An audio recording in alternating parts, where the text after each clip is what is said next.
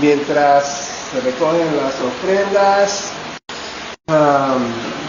tenemos presente que Dios nos ha dado el 100% de lo que tenemos y nosotros agradecidos le devolvemos a Él una parte para servir al Señor. Es parte de nuestra alabanza al Señor. Y ahora tenemos el sermón. Nuestro hermano César Tuñón dará el mensaje cómo perdonar al hermano. Hermano César.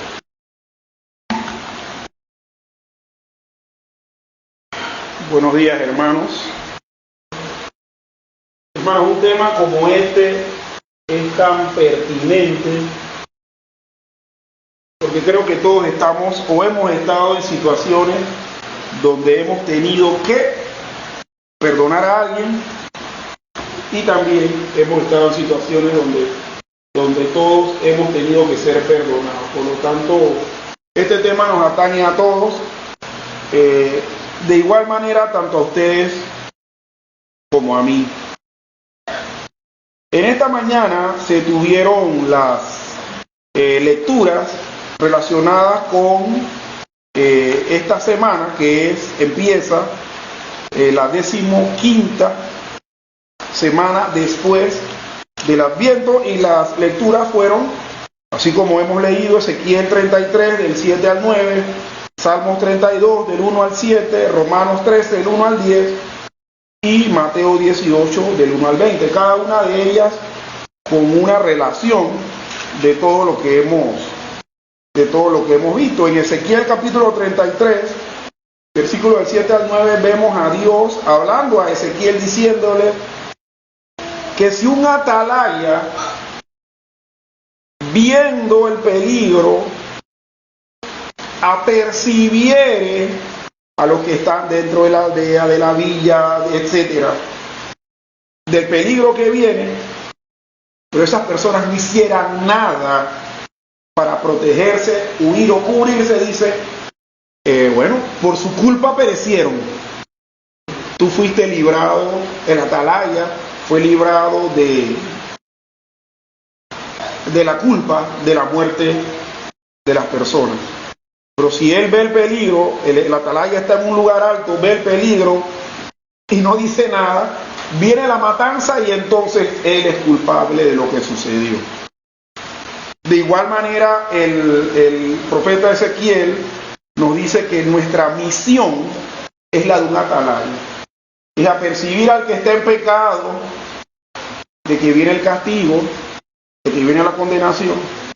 Y si el pecador hiciere caso, salvará su alma y no habrá sangre sobre nosotros, no habrá culpa sobre nosotros. Pero si nosotros no lo hacemos, vamos a ser tan culpables como el que murió de la vida que se perdió.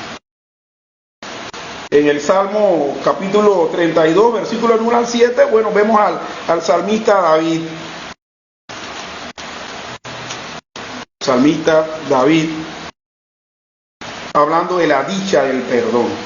La dicha de que el pecado de uno sea declarado delante de Dios, confesado delante del Señor, y entonces nuestras maldades son perdonadas. Miren que aquí se está dando un hilo de que el Señor nos apercibe, tanto a creyentes como no creyentes, de que estamos haciendo mal. Unos para que se arrepienten y salven su alma, y otros ya habiéndose arrepentido, habiendo dedicado su vida al Señor, oiga, para no hacerlo más. Porque como bien decía el hermano en la clase de hoy, nosotros tenemos que colaborar en nuestra santificación a través de las prácticas diarias de confesión de pecado, lectura de la Biblia.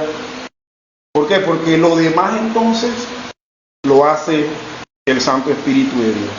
El Señor nos apercibe para que podamos ir a su presencia a confesar y estar en paz con Él.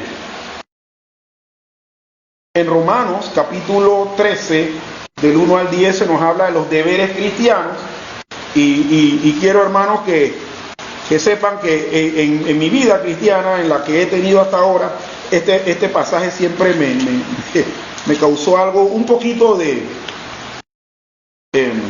choque, porque yo digo, deberes, el Señor nos está obligando, sí, nos está obligando.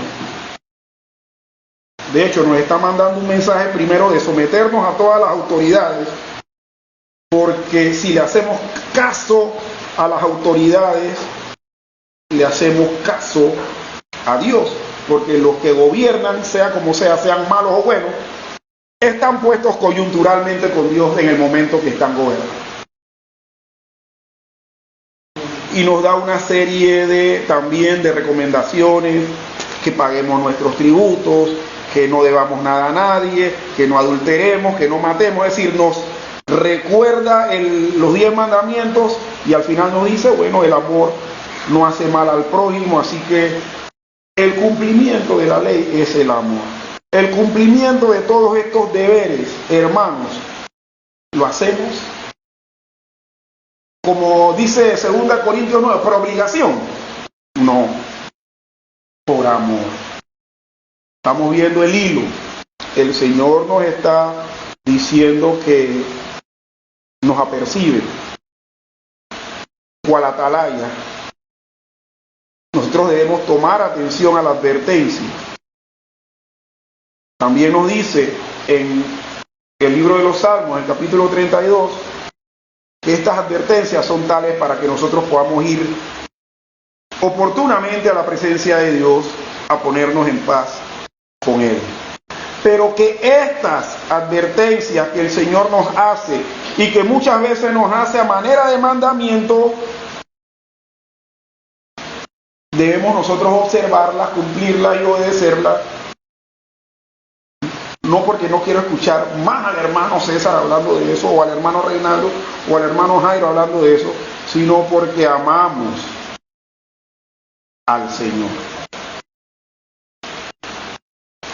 Y también leímos en Mateo capítulo 18, versículos 1 al 20, una serie de temas, ¿verdad?, entre las cuales se encontraba que ellos, los discípulos, le preguntaron al Señor cómo era o cómo era que debía estar la persona más importante en el reino del Señor, y el Señor de una vez le bajó los humos y le dijo que le mandaran a buscar un niño. Le dijo, el que sea así como este niño, entonces será grande en el reino de los cielos. Eso fue lo primero que le dijo.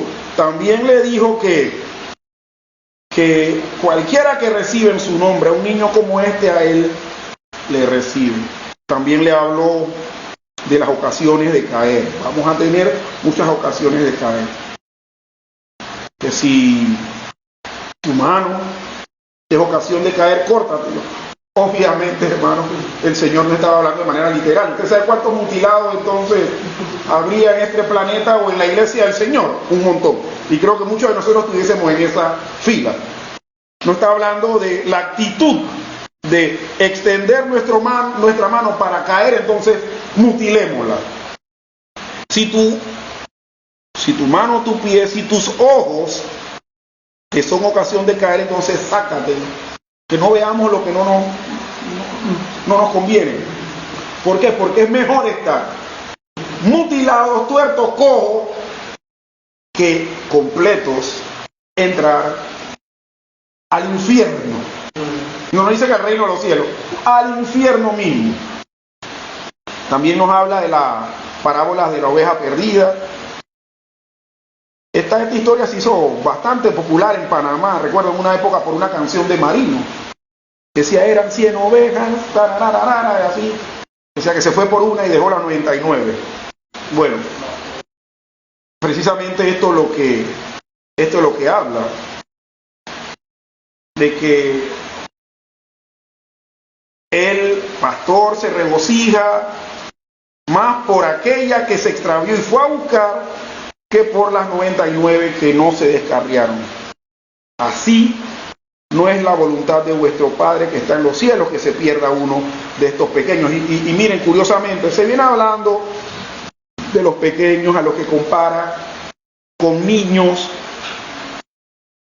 a los que también compara como ovejas, pero al fin y al cabo estos pequeños son los seguidores de Cristo, son los seguidores del Señor. Y entramos entonces en el texto que queremos compartir en esta mañana, ahondar un poquito más, que es el cómo se debe perdonar al hermano, que está en los versículos del 15 al 22 del capítulo 18 de Mateo, aunque nos vamos a centrar solamente hasta el versículo 20, que dice de la siguiente manera. Voy a leerlo nuevamente, hermanos. Por tanto, si tu hermano peca contra ti, ve y repréndele estando tú y él solos. Si te oyere, has ganado a tu hermano. Mas si no te oyere, toma aún contigo a uno o dos, para que en boca de 2 o 3 testigos conste toda palabra. Si no los oyere a ellos, dilo a la iglesia. Si no oyere a la iglesia, tenle por gentil y publicano. De cierto os digo que todo lo que atéis en la tierra será atado en el cielo, y todo lo que desatéis en la tierra será desatado en el cielo. Otra vez os digo que si 2 de vosotros se pusieren de acuerdo en la tierra acerca de cualquier cosa que pidieren, les será hecho por mi Padre que está en los cielos. Porque donde están 2 o 3 congregados en mi nombre, ahí estoy yo, en medio de ellos. Entonces se le acercó Pedro y le dijo: Señor, ¿cuántas veces perdonaré a mi hermano que peque contra mí? ¿Hasta 7? Jesús le dijo: no te digo hasta 7, sino aún hasta 70 veces 7. Algunas cosas que aclarar, y no lo hago por ustedes porque sé que lo saben, sino por los que nos pueden estar escuchando. Y es que aquí se están mencionando varios versos que de una u otra manera siempre se han malinterpretado en los predios cristianos. Y si se malinterpretan en los predios cristianos, créanme que en los predios no cristianos la gente le va a dar todavía peor interpretación o peor entendimiento. ¿Y cuáles son? En primer lugar, cuando dice que si atéis en la tierra, lo que atéis en la tierra será atado en los cielos, y lo que desatéis en la tierra será desatado en el cielo. Esta misma expresión la vamos a encontrar en Mateo 16, versículo 19, cuando Jesús le dice a Simón Pedro: esto no te lo reveló carne ni sangre, sino mi Padre que está en los cielos. Y después le dice a Simón que todo lo que atare en la tierra será atado en el cielo, y todo lo que desatare en la tierra será desatado en el cielo. ¿Y a qué se refiere esto, hermano? Nada más y nada menos que a resolución de conflictos. En los predios cristianos, en la actualidad, se toma esta expresión para decir que yo puedo orar y decir: ¡diablo, te ato!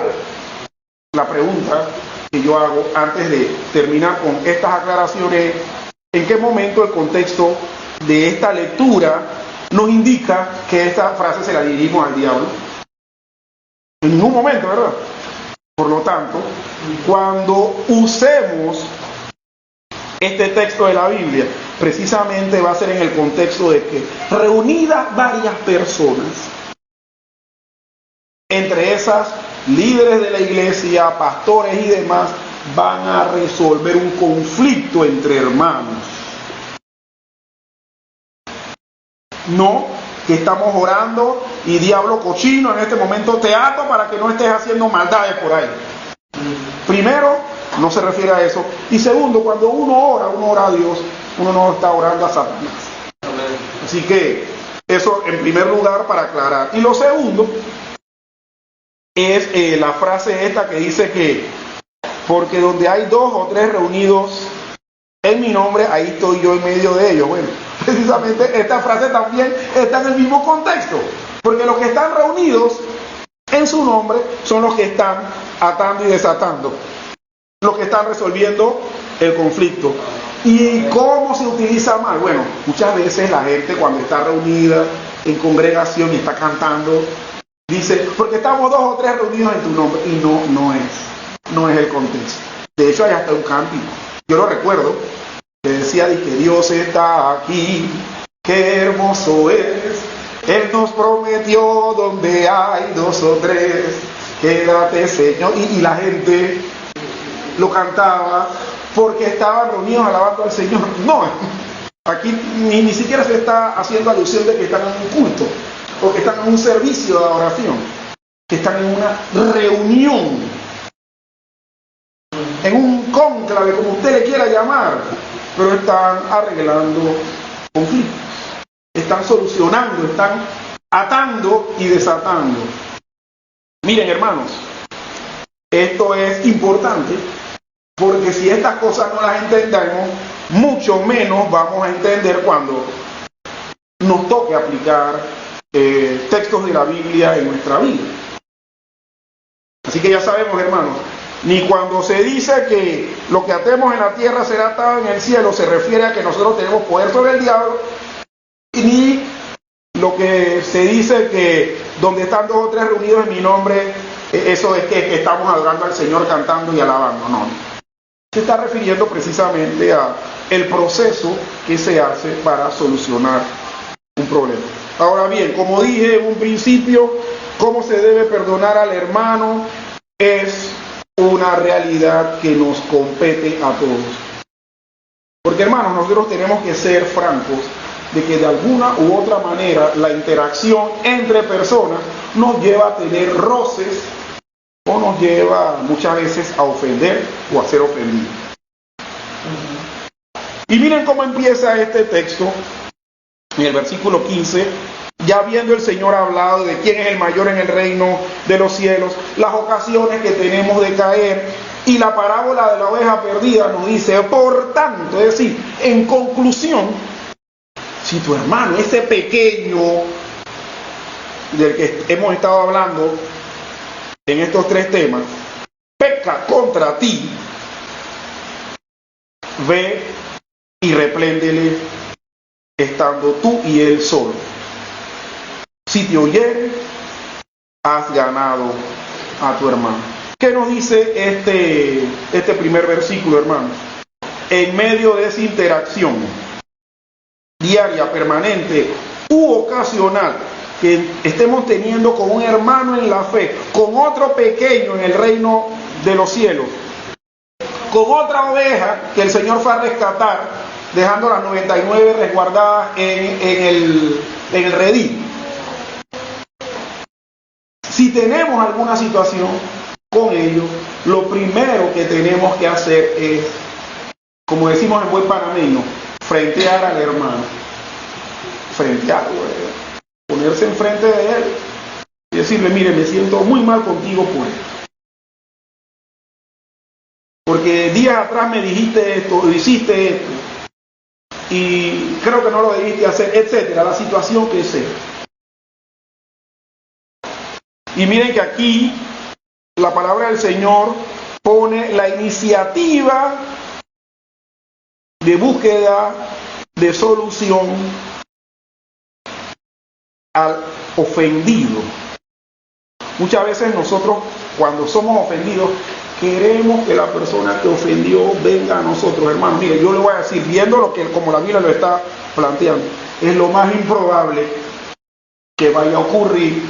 No porque seamos una partida de cari limpios y que cada vez que ofendemos a alguien no vamos a tomar o no vamos a ser conscientes de que pecamos, sino porque realmente la Biblia nos está diciendo que el que sintió la ofensa fue uno. Por lo tanto, uno es que debe ir, reprenderle estando usted y él solos, y si oyere, es decir, si él acepta y él dice, wow, fulanito, fulanita, no fui consciente de que así sucedió, pero ya que me lo estás diciendo, perdón. Si te oye, mire, no solamente ha ganado el perdón suyo, ha ganado a tu hermano. Y vamos a ver también al final que ha ganado esto, el perdón de Dios. Porque resolver los conflictos personales es llevar a la persona a que tenga también la sanción de Dios de ser perdonada. Hermanos, si en algún momento yo los ofendo, que puede ser, porque yo tengo una manera de ser bastante conflictiva, yo le pido que usted venga y me lo diga. Y créame, hermano, que yo no le voy a poner objeción. Y si usted ha ofendido a alguien, no se extrañe de que ese alguien vaya donde usted a decirle que ocurrió. Y que lo mejor es que usted lo escuche para que esa situación se resuelva. Les comento algo que ocurrió en mi trabajo, Andrés. Yo lidio con niños de 13, 14, 15 años. En este año me tocó. He lidiado con niños mayores que de esa edad. Este año me tocó séptimo y octavo grado. Niños que prácticamente todavía mentalmente están en la primaria. Todavía le siguen diciendo a los profesores maestros a algunos. Y se portan mal. Le digo, se portan mal. Tanto así que muchas veces yo, habiendo hecho varios llamados, a veces nada más hago uno, pero habiendo hecho varios llamados, empiezo yo a levantar la voz. El tono de voz mío es bastante alto, grave. Los niños se ofenden. Pero ¿qué va? Ninguno de ellos me dice a mí nada. Van y se lo dicen al papá, a la mamá. Y he recibido visitas donde lo primero que me dicen los padres cuando estamos sentados, usted con mi niño, mi niña hizo tal y tal cosa. Hermano, yo quedo con los ojos abiertos así, tratando de buscar en el registro de la memoria esa situación hasta que la encuentro y digo, sí señora, eso ocurrió. Y le ruego que me disculpe, que me perdone, pero yo quiero explicarle la razón por la que. Y ahí terminamos hablando, muchas veces aceptando, parte y parte, el papá aceptando realmente que el hijo cometió un error y yo aceptando que como que me excedí un poco con el volumen, ¿verdad? Pero la situación se arregla. Si eso lo puedo hacer yo en los ámbitos laborales, también, hermanos, debemos hacerlo en el ámbito del pueblo de Dios, de la reunión de los santos, de la iglesia de Cristo. ¿Vamos a tener conflictos? Sí. Siempre que tenemos interacción con personas que son diferentes a nosotros, vamos a tener conflictos. ¿Por qué? Por esa diferencia. Ahora bien, en de cómo se debe perdonar al hermano, pasamos a una segunda fase, cuando en el versículo 16 dice, mas si no te oyere, toma aún contigo uno o dos, para que en boca de 2 o 3 testigos conste toda palabra. Usted sabe que yo, cuando trato de las cosas de manera consciente, veo que en este pasaje dice, bueno, si no te oyere, es decir, no hizo lo que en el versículo anterior está sugiriendo, que oiga y que se gane y que se resuelva la situación. Es decir, si no te oyere, si la situación no se resuelve, toma aún contigo a 1 o 2, o 2, ¿qué? 3. O sea, 2 testigos, 1 o 2 testigos. Pero mira lo que dice, para que en boca de 2 o 3. ¿Por qué dice 2 o 3 si al final dijo que tomáramos 1 o 2? ¿Por qué? Bueno, está sumándote a ti. Si estás tú y llevas un testigo, son 2. Si estás tú y llevas 2 testigos, son 3 entonces. Entonces dice, si no te oyere, si la cuestión de ofensa, de choque, de roce, no se resolvió, toma aún, es decir, una segunda una segunda reunión.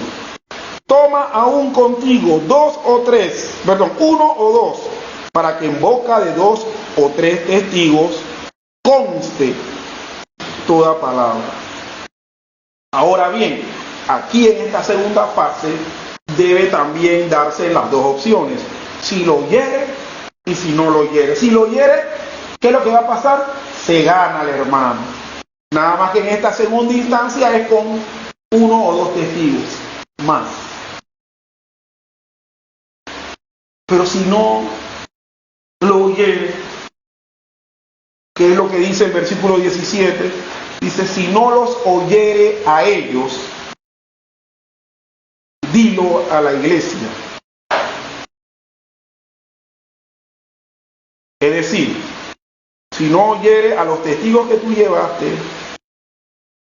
es decir, no se resolvió la situación, todavía el conflicto sigue vigente, entonces llévalo a la iglesia. Imagínense que Dori y Gloria, pues, vamos a poner esto, tuviesen su tejemeneje ahí, se reúnen la primera vez, no hubo solución, se pusieron duras las dos,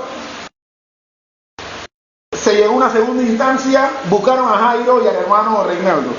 A mí no, a Jairo no lo pueden buscar porque Jairo sería buena y parte. Se buscaron al hermano Reinaldo y a Andresito. Oiga, pero no los oyeron a ellos, porque los que van a estar exhortando para que se resuelvan las situaciones van a ser los testigos. Entonces, ¿sabe qué? Lo llevan a la iglesia. Entonces aquí estamos todos los que estamos aquí, un poquito más. Pero resulta ser que eso se puede también solucionar en el contexto de la reunión de la iglesia, ¿verdad? Pero también puede ser que quede pendiente, que no los oigan. Bueno, si no los oyere, si no oyera la iglesia, tenle por gentil y pública. Y miren, esta expresión, hermanos, de gentil y publicano es una expresión ofensiva, denigrante. ¿Por qué? Porque en el contexto hebreo que estamos leyendo, un gentil, ¿quién era? Un adorapalo y piedra, un pagano. Si esa persona no hace caso, ni cuando se reunió personalmente, ni cuando le llevaron los testigos, ni cuando fue la iglesia reunida para tratar el tema, pues entonces tenle como una persona incrédula, que no ha nacido de nuevo, que el Señor no ha hecho ni una obra de convicción y de santificación en su vida. Pero también utiliza otra palabra, que es igual o peor que gentil. Dice publicano.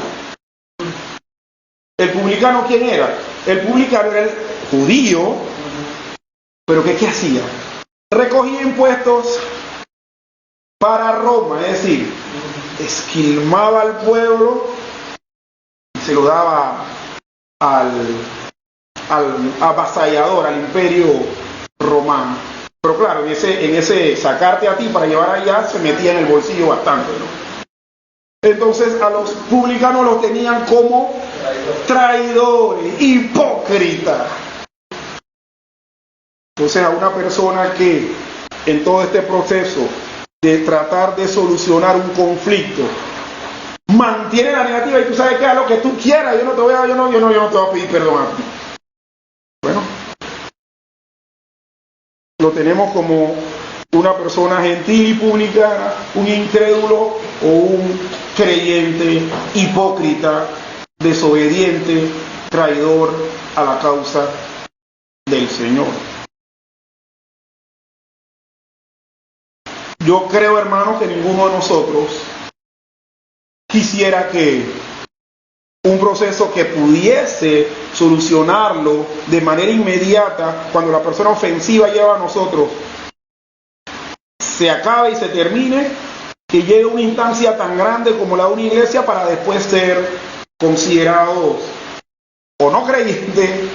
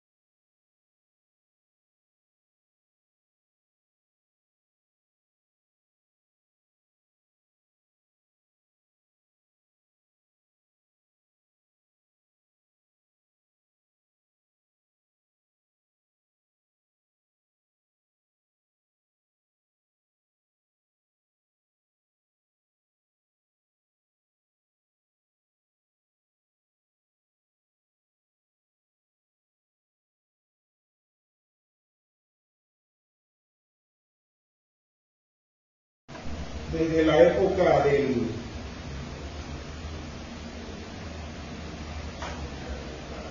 pero pueden grabar con otro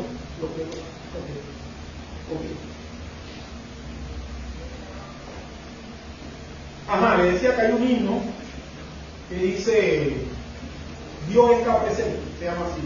Ese himno dice eso: Dios está presente, vamos a postrarnos ante Él con reverencia, en silencio estemos frente a su grandeza, implorando su clemencia. El Señor está presente, siendo testigo, llegando, aceptando, acuerdando los mismos acuerdos que nosotros acordemos, si va la redundancia, en cuanto a nuestra resolución de conflictos con nuestros hermanos. Y está ahí tomando memoria, tomando registro. Y así mismo, hermano, Él va a estar actuando con nosotros en las otras instancias. Ahora, la pregunta que muchos pudiesen hacerse: ok, hermano César,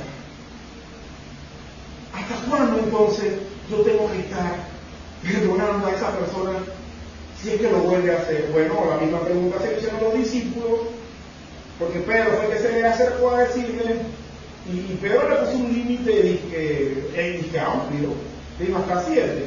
El Señor le dijo no hasta 7, hasta 70 veces sí. ¿Qué le dio a entender? Cada vez que ocurra algo donde hay que perdonar a un hermano, hay que darle el perdón y hay que resolver ese asunto.